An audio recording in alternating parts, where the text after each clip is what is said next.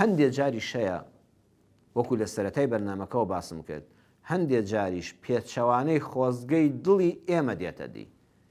یعنی تۆ داوای شتێکت کردووە، ئامانجێکت هەبووە، ومێدێکت لە دڵا بووە، ڕێک بە پێچەوانەی ئەوەی تۆ داوات کردووە خوا پێت دەبەخشێ. جاوە سەرەتا هەلێ حاڵی نابی. بۆیە عەقیدە و بیرروباوەڕی ئیمانداری ڕاستەقینەوەی لە خوایە من داوام کرد، پاڕامەوە، ڕێگەی دروستم گرتە بەر، ڕێگەی شەرعی و یاسایم بۆ ئامانجەکەم گرتە بەر، درێخیم نەکرد، دڵنیاشم ئەوەی تۆ هێناتە پێش ئەوە یەقینی ئەوە خێری تێدایە.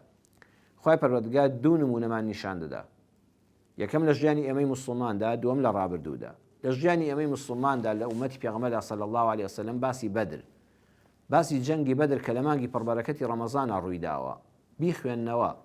پێغەمبەر صلی الله علیه وسلم بۆ بەدەستخستنەوەی مافی ڕەوای موسڵمانانێک کە لە مەکە بەناحەق دەرکرابوون، کۆچیان پێکرابوو، لە خاک و نیشتیمانی خۆیان لەسەر بیرروباوەڕ و عەقیدەی ئیسلامی دەرکرابوون، خانوویان داگیر کرابوو، دوکانیان داگیر کرابوو، زەویوزار و مڵک و باخیان داگیر کرابوو.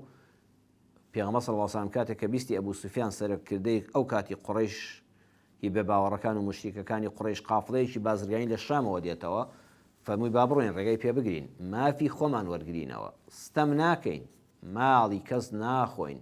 ئێمە لە مەکەدا ئەو ئەمانەتانەی لام بوون عەلیم بەجێهێش ئەمانەتەکانی خەڵک بداتەوە. ئێمە تاڵانچی نین، بەڵام دەچین ئەم کاروانی بازرگانیە هی ئەو دەسەڵاتدارانەی مەکەیە کە خانوەکانیان داگیر کردوین، کە مڵکەکانیان داگیر کردوین، کە دوکان و بازاڕی موسڵمانەکانی ئێمەیان داگیر کردووە، بە ئەندازەی مافی ڕەوای خۆمان وەردەگرینەوە. تەنانەت فەرمووی ئەوەی کە لە ماڵنێ لە دوی مەچن، پێویست ناکات چەکی قورس بێنن، ڕم و ئەوانە هەر تیرروکەوانی و شمشێریشی ئاساییتان لابێ بەسە. ئێمە بۆ شەڕ ناچین، ئەوەی نەخۆشە بانەیە، ئەوەی کە تااقەتی نییە بانەیە، ئەوەی کە ماندووە بانەیە، ئەوەی کە لە سەفەرە بانەیە مەدشتن بە شوێنە، ئەوەی لەسەر ئیشوکارە بانەیەتەوە ئیشوکارەکەی بەجێ نەیەڵێ. هەمووی 313 کەس لە خزمەت پێغەمبەر صلی الله علیه وسلم ڕۆیشتن بەرەو دەرەوەی مەککە بۆ بەدر. ئەمان هەموو دوعایان دەکرد، یا ڕەبی خوا بە ئاسانی کاروانەکەی ئەبوو سوفیان ڕێگاکەی نەگۆڕێ و بەم شوێنەدا بە شوێنی کەمینەکەی ئێمەدا بێ و کاروانەکە دەست بەسەرا بگرین و بە مافی خۆمان بگەینەوە. چاولێ داوایەکی ڕەوایە، حەقێکی ڕەوایە، هەموو وەسایلی چەنگرتوۆتە بەر و لە خوا پاڕاونەوە.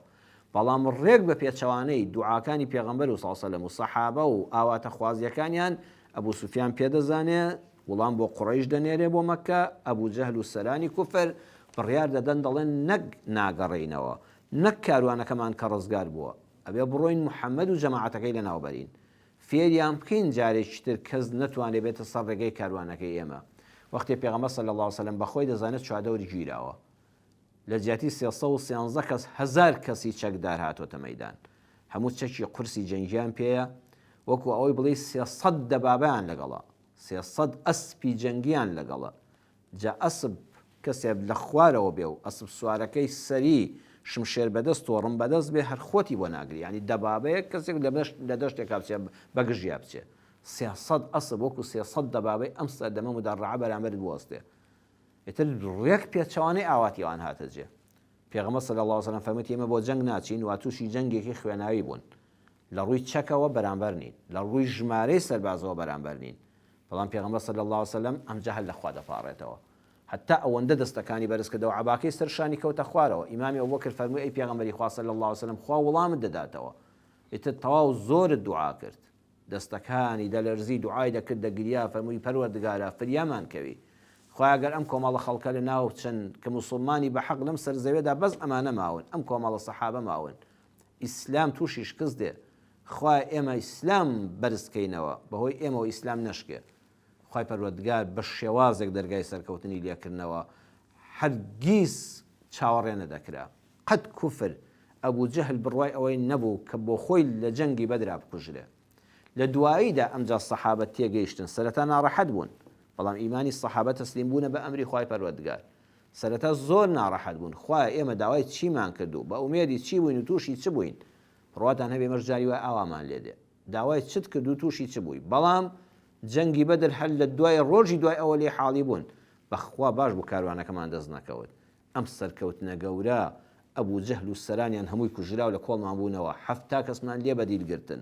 بەم ژمارەکەمەوە ترسی ئیسلام و مسلمانان چۆن ناو دڵی کوفری جیهانیەوە. کاروان چییە؟ ماڵی دنیا چییە؟ سەروەت و سامان چییە؟